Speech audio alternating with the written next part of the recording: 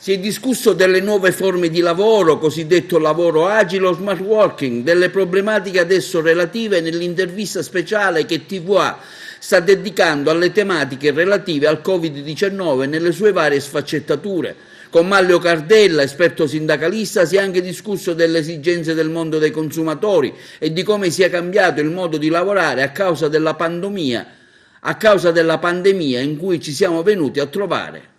Ma intanto più precisamente sono il responsabile di Fast Confsal per la provincia di Agrigento, ovviamente, è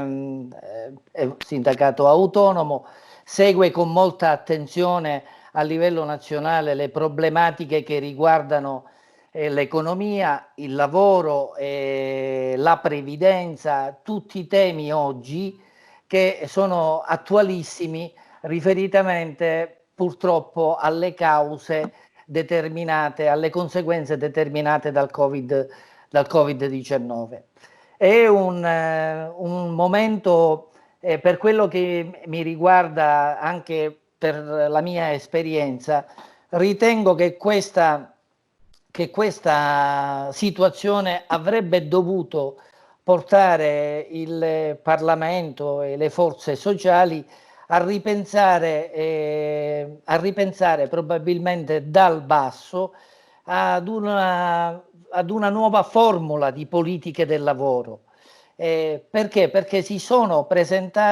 presentano oggi situazioni assolutamente impreviste rispetto al passato. Basta solo pensare ad esempio all'introduzione su base nazionale del lavoro agile, che ha comportato non poche problematiche, soprattutto nella fase di avvio, di adattamento, ma ci rendiamo conto oggi che il lavoro agile, a prescindere dalla vicenda del Covid-19, non potrà non far parte anche in avanti della vita lavorativa di centinaia di migliaia di lavoratori.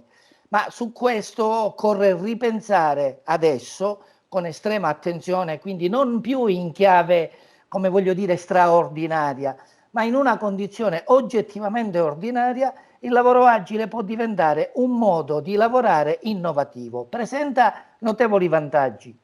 Proviamo a immaginare il lavoro agile per le donne.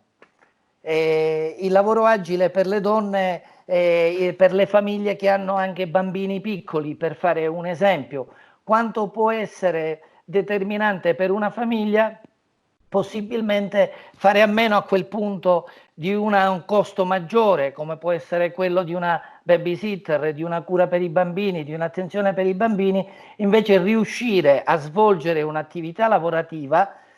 non avendo un costo così come finora magari si è sostenuto, e non privarsi della possibilità di far vivere i propri figli insieme ai genitori pur lavorando a casa. Questo potrebbe rappresentare già un vantaggio, ma